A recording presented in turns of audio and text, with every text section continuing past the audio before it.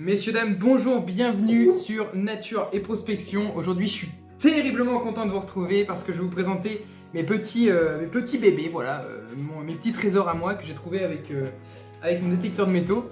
Donc, je vais pas, si vous entendez marcher, c'est mon chien, pas de panique. Donc, je vais pas tout vous présenter aujourd'hui, j'en garde un petit peu pour la suite. Mais aujourd'hui, je vais quand même vous présenter différentes pièces de monnaie et objets qui remontent de l'après-guerre jusqu'à très longtemps. De toute façon, j'ai pris des notes, je vais tout vous expliquer, vous en faites pas, vous allez ressortir avec de la culture en plus de cette vidéo. Et donc n'hésitez pas à vous abonner et à lâcher un petit like également, ça me ferait super plaisir. C'est parti pour la première pièce. Donc pour la première pièce, on se retrouve, on fait un petit bond en arrière jusqu'en 1946, on est à la sortie de la Deuxième Guerre mondiale. Et donc la monnaie qui sert à cette époque, c'est cette monnaie-là. Je vous la montre. J'espère que ça va faire bien la mise au point. De toute façon, je vous mets la photo je vous mettrai juste après que je vous la montre à la vidéo. Je vous mets les images vues en macro, comme ça vous verrez bien les détails. Donc pour vous situer un petit peu, à chaque fois je vais vous parler d'un personnage historique ou d'un événement historique pour que vous puissiez vous situer. Donc là on est à la sortie de la guerre, Léon Blum que vous voyez vous afficher maintenant, est le président de la République provisoire, parce que oui, en sortie de guerre, il n'y a pas tout de suite eu un président de la République comme on l'a maintenant. C'était un président provisoire, donc Léon Blum a été président de la République française de décembre 1946, c'est ça, jusqu'à janvier 47. Donc voilà, c'est vraiment provisoire, il n'a pas été longtemps. Pièce suivante. Alors la pièce suivante, hop, j'espère que vous allez la voir. Tac, de toute façon, je vous mets les photos en macro comme je vous l'ai dit. Tac. Voilà. Donc là, on va faire un petit bond dans le temps encore. On va aller en plein milieu de la Première Guerre mondiale. Le combat fait rage, nous sommes en 1917. 1917, on est sur une pièce de 5 centimes français, Daniel Dupuy. Alors Daniel Dupuy, pourquoi Daniel Dupuy? Parce que c'est le graveur qui a fait ces pièces. Donc la période, on est sur la Troisième République, je lis mes petites fiches, hein. C'est pour ça, pour bien vous expliquer, pour que vous compreniez. Troisième République, milieu de la Première Guerre mondiale, comme je vous l'ai dit. Donc le personnage historique phare, on peut dire que c'est Maréchal Pétain, qui était l'ancien chef d'état-major de l'armée française, de l'armée de terre française. Voilà, je pense que vous en avez tous déjà entendu parler de Maréchal Pétain. Ensuite, pièce suivante, là on va encore faire un bond dans le temps, enfin même on va reculer plutôt dans le temps. On va arriver en 1871, donc c'est une pièce de 10 centimes. Voilà, j'espère que vous la voyez bien. C'est une 10 centimes Cérès.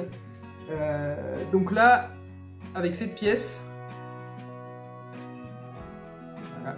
Avec cette pièce, nous sommes en plein milieu de la guerre civile à Paris, qui oppose les... comment ils appellent ça? Les communards, voilà, c'est ça, donc le peuple au final, contre le gouvernement de Versailles. Ensuite, poursuivons. Avec encore un bond dans le temps en arrière, on va reculer pas énormément, mais de quelques années, environ 20, pour atterrir en 1855. Hop, je vous montre la pièce. On est sur une pièce de 5 centimes Napoléon III, empereur de France. Des pièces que j'adore, hein. Je les trouve magnifiques vraiment, avec l'aigle là. Voilà, donc le personnage phare du coup, c'est l'empereur de France, Napoléon III. Empereur de France. Il a été empereur de France de 1852 à 1870. Il est né à Paris en 1808. Et ensuite, il est décédé le 9 janvier 1873. Voilà. À 64 ans, précisément. Ensuite, on va arriver au XVIIIe siècle. Donc ça, c'est les années 1700 environ. Et là, c'est un objet assez particulier. C'est un objet d'apparat de militaire. On appelle ça une agrafe neck-lock. Je vous la montre comme ça. C'était une agrafe qui servait à accrocher une écharpe, en fait, à attacher une écharpe sur les militaires britanniques. Alors ça, c'est un objet, malgré les apparences. Voilà, je vous la montre bien, j'espère que ça fait bien la mise au point. C'est un objet extrêmement rare et extrêmement joli, en bon état que j'ai. Donc j'en suis très fier. Bon, je ne l'ai pas en entier parce qu'il manque une partie. Comme vous pouvez voir, là, il y a 2 petits crochets qui manquent. Donc ça veut dire qu'il y a une autre partie qui vient clipser. Sinon, ça ne fait pas son travail d'agrafe. Mais ça, c'est l'une de mes pièces les plus rares. Et donc du coup, j'en suis assez fier et c'est très précieux pour moi. Donc voilà. Ensuite, on passe à la suivante. Donc là, on va aller encore plus loin en arrière. on va arriver dans les années environ 1600, jusqu'à après ça s'est poursuivi dans les années 1700 l'année des bananes, avec un objet tout bête, une balle de mousquet. Voilà, une balle de mousquet, je vous mets la photo du fusil. En fait, c'est l'ancêtre tout simplement du... C'est l'ancêtre en fait du fusil d'assaut finalement qu'on connaît, du fusil. Voilà, c'est une balle de mousquet, donc elle n'a pas été tirée, il me semble pas, parce qu'il n'y a pas d'impact.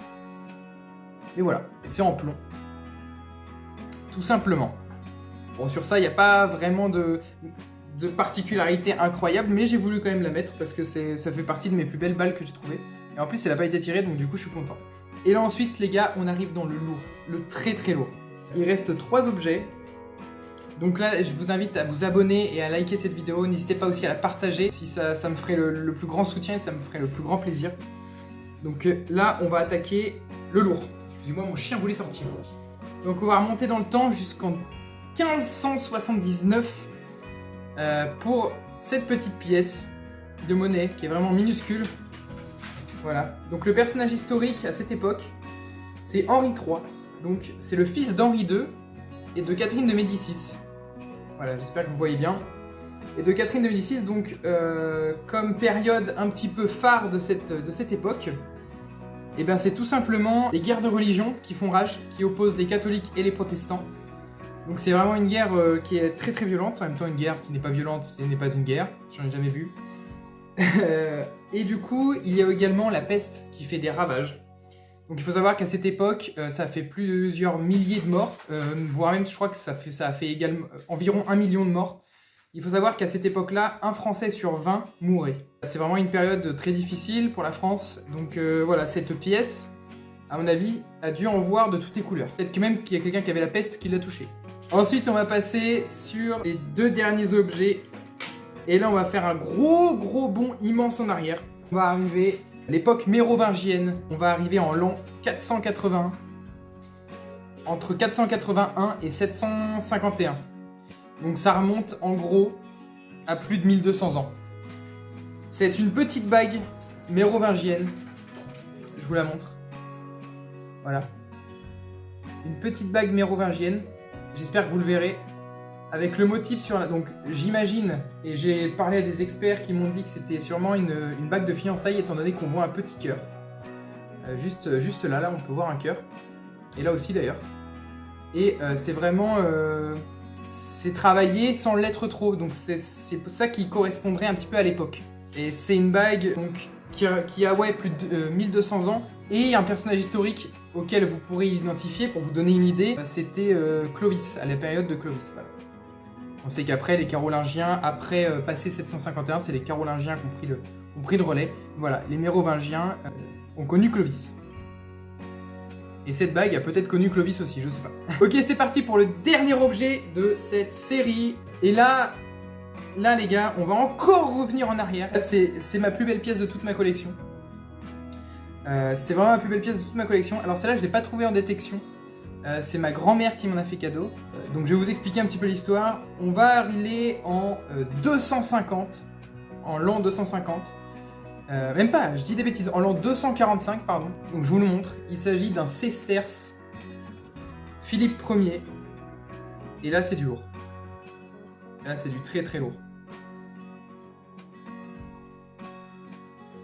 Donc là j'ai noté plus de choses, plus de détails. Donc là, sur cette face, sur la face, sur l'avers, comme on appelle ça, là où il y a le visage, il y a marqué Imperator Marcus Lulius, Philippus Augustus, qui signifie empereur Marc Jules Philippe Auguste. Ensuite, sur le revers, donc sur cette partie-là où il y a où justement Philippe est assis. Hop, voilà. Sur cette face-là, on peut lire Pontifex Maximus Tribunicia Proteste Iterum Consul Pater. Donc c'est forcément, vous l'avez compris, c'est un langage ancien, c'est du grec, pas du grec, du latin, pardon, excusez-moi. Ce qui signifie grand pontife revêtu de la deuxième puissance, tribunicienne, consul, père de la patrie. Ça fait quand même pas mal de mots. Donc ce Philippe devint empereur romain, de Rome, en 244 et décéda malheureusement en 249, c'est-à-dire environ 5 ans après, lors de la bataille de Vérone en Italie. Voilà, on suppose qu'il a été probablement assassiné par ses soldats. Voilà, il a subi une mutinerie, le pauvre. Il n'a pas régné longtemps.